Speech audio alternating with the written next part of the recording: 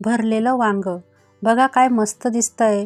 अगदी मस्त भन्नाट रेसिपी आहे। अजिबात वाटण घाटण न करता झटपट तयार होते आणि अगदी बॅचलर सुद्धा हे भरलेलं वांग पटकन बनवू शकतील आणि भाकरी पोळी सोबत तर खूपच भारी आणि रुचकर लागतं। नमस्कार, मनीषा टेस्टी रेसिपी मध्ये तुमचे सर्वांचे मनापासून खूप खूप स्वागत। आज आपण भरलेलं वांग कसं करायचं ते बघणार आहोत। मस्त चमचमीत अशी रेसिपी आहे आणि इथं मी काही वाटण घाटण न करता माझ्या पद्धतीने आणि सोप्या पद्धतीने अगदी झटपट कमी वेळेत ही रेसिपी कशी करायची हे सविस्तर काही टिप्स सांगितलेले आहे। दिसायला जेवढी मस्त भन्नाट दिसते आहे तेवढी खाण्यास रुचकर लागते। तेव्हा तुम्ही एक वेळा कराल तर परत परत याच पद्धतीने कराल। इतकी सोपी रेसिपी आहे। रेसिपी आवडली तर एक लाईक आणि सबस्क्राईब नक्की करा। चला तर मग रेसिपीला सुरुवात करूया।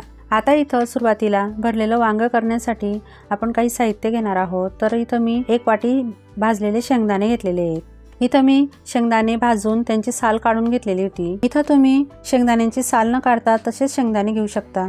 तर ते 1 वाटी घ्यायचंय। नंतर इथं सुक्या खोबऱ्याचा किस अर्धी वाटी घेतलेली आणि 8 ते 10 लसणाच्या पाकळ्या घेतलेल्या आहेत। आता आपल्याला हे मिक्सर मधनं बारीक फिरवून घ्यायचंय। पाणी न टाकता आपल्याला हे वाटण तयार करायचंय। तर आता मी सगळं साहित्य मिक्सरच्या जार मध्ये टाकून घेते। नंतर आता त्यामध्ये 1 चमचा लाल तिखट टाकून घ्यायचंय। आपल्याला तिखट 2 वेळा लागणार आहे। एक वेळा आपण वाटण मध्ये करतोय आणि दुसऱ्या वेळा भाजी करताना टाकून घेणार आहे। त्यासाठी तिखट थोडं कमीच टाका। आता बघा हे आपल्याला जाडसर असा कूट तयार करून घ्यायचा आहे शेंगदाण्याचा। तर हे बघा मी तुम्हाला दाखवते या पद्धतीचा असा कूट तयार करायचा।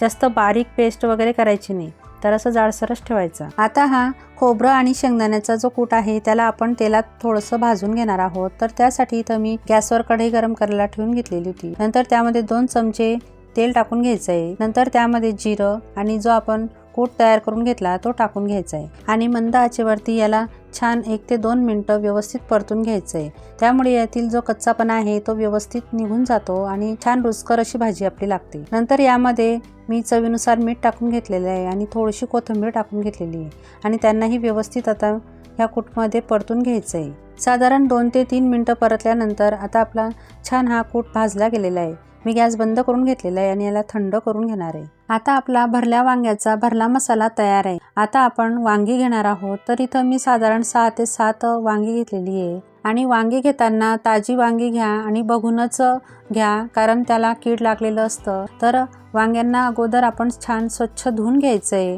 म्हणजे त्याला वरतून जी घाण लागलेली असते, माती लागलेली असते ती निघून जाते। आता बघा मी वांगी अगोदर कट करून घेणार आहे। तर जो देठाचा भाग असतो, जो काट्यांचा भाग असतो तो मी काढून घेणार आहे। काहींना हा काट्याचा भाग न काढताच तशीच वांगी खायला आवडतात, तर तुम्ही तुमच्या आवडीनुसार काठी राहू देऊ शकता किंवा काढून घेऊ शकता।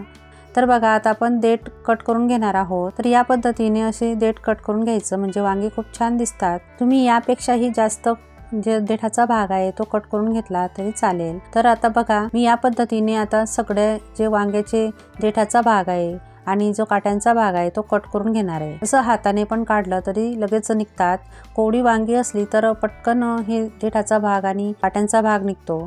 तर बघा अशी या पद्धतीची ही वांगी छान अशी मस्त कट करून घ्यायची। आता इथं बघू शकता मी सगळेच वांग्यांचे देठ आणि काट्यांचा जो भाग आहे तो कट करून घेतलेला आहे, काढून घेतलेले। नंतर आता आपण त्यांना मधोमध असे कट करून घेणार आहोत, म्हणजे आपण त्यामध्ये मसाला भरून घ्यायचा आहे, त्यासाठी असं मधोमध कट करून घ्यायचे। आता बरेच जण या वांग्यांना कट केल्यानंतर पाण्यात ठेवतात, त्यामुळे काय होतं तर त्याचं जे पोषण मूल्य असतं, जीवनसत्व असतं, त्याचा ऱ्हास होतो। तर ते टाळण्यासाठी अशी एक वांगी घ्यायची आणि ते चाकूने किंवा सुरीने त्याला असं मधोमध कट करत चालायचं। तर आता याच पद्धतीने मी आता एक वांग कट करत जाईल आणि लगेचच लागोलग आपण त्यांना त्यामध्ये मसाला भरून घेणार आहोत। आता वांगी कट केल्यानंतर आतमध्ये सुद्धा चेक करून घ्यायचं, बघून घ्यायचं। जर एखाद्या वेळेस अळी असते किंवा कीड लागलेलं असतं तर त्यासाठी वांग आतून चेक करून घ्यायचं। आता बघा मसाला आपला हा छान थंड झालेला आहे आणि आता आपण 1 ते 2 वांग कट करून घेतलेलं आहे।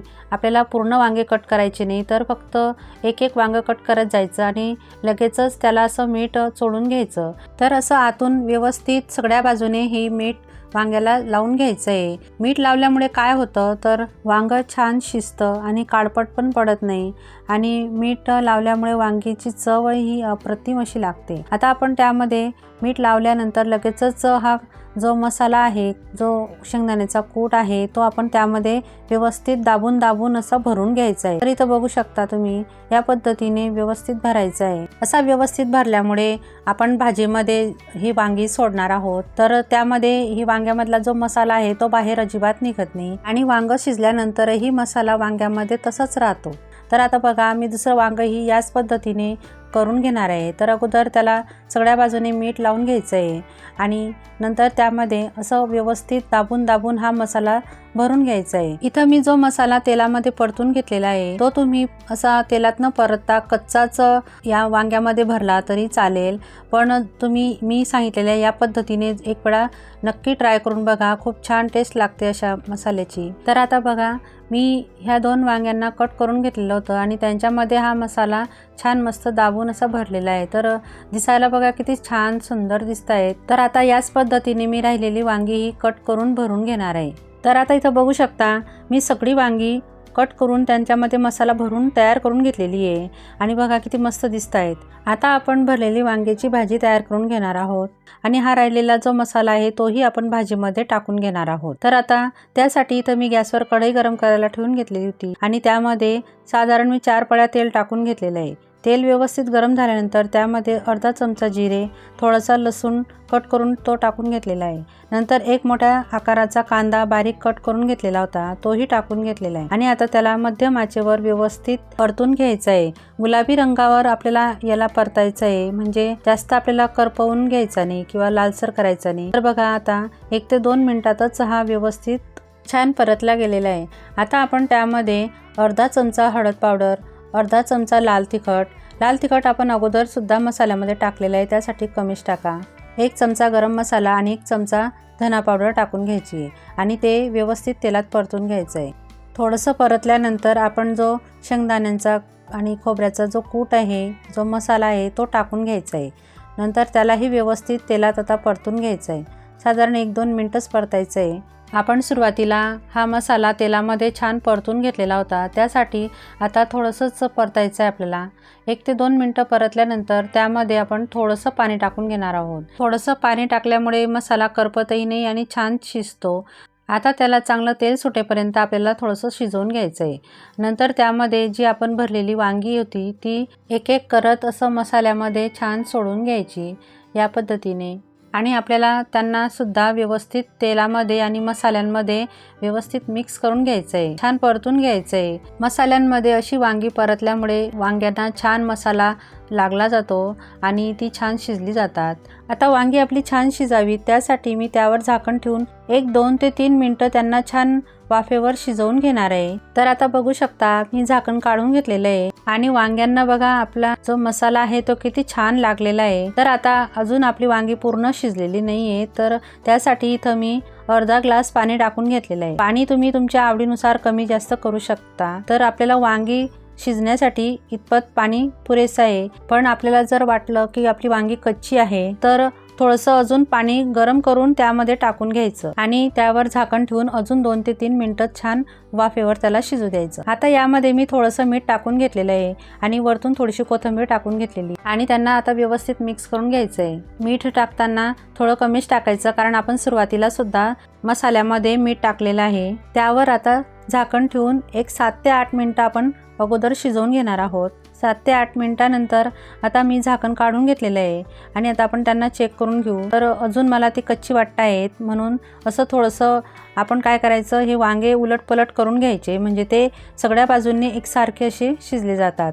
तर तुम्ही अधूनमधूनही हे वांगे असे उलटपलट करू शकता, म्हणजे ते लवकर शिजले जातात। आणि ही वांगे शिजत असताना तुम्हाला जर पाणी कमी वाटत असेल तर ह्याच वेळेला पाणी यामध्ये ॲड करून घ्यायचं आणि झाकण ठेवून परत त्याला शिजवून घ्यायचं। अजून मी 4 ते 5 मिनिटं ह्या वांग्यांना छान शिजवून घेतलेलं आहे आणि आता मी चाकूने चेक करून घेते। तर बघा, एकदम सुरी अलगद यामध्ये जाते, म्हणजे आपले वांगे छान शिजले गेलेले आहेत। आता वरतून मी थोडीशी कोथिंबीर टाकून घेते आणि गॅस बंद करून घेते आणि आता मी याला सर्व करून घेणार आहे। तर बघा, आपली मस्त चमचमीत अशी भरलेली वांगी तयार आहेत। तर अगोदर मी हा जो रस्सा आहे तो सर्व करून घेते। तर असाच घट्टसर रस्सा एकदम छान लागतो आणि तुम्ही बघू शकता किती छान दिसतोय। आणि मग नंतर मी अशी ही भरलेली वांगी त्यावर ठेवून घेतलेली आहे। तर बघा दिसायला किती छान दिसत आहेत, बघताच खावंसं वाटतंय ना। तर आता मी तुम्हाला एक वांग तोडून दाखवते। तर बघा चमच्यामध्ये मी तुम्हाला दाखवते, तर बघा एकदम अलगद असं तुटतंय, एकदम मस्त परफेक्ट शिजलेलं आहे आणि त्याचा जो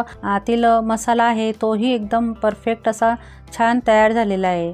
तर आतून तुम्ही बघू शकता हा जो मसाला आहे तो वांग्याच्या आतपर्यंत तसाच आहे। तर बघा टेस्टी असे आपले हे वांगे तयार झालेले आहेत। दिसायला जेवढे सुंदर दिसत आहेत त्याच्यापेक्षा खाण्यास अप्रतिम असे आहे।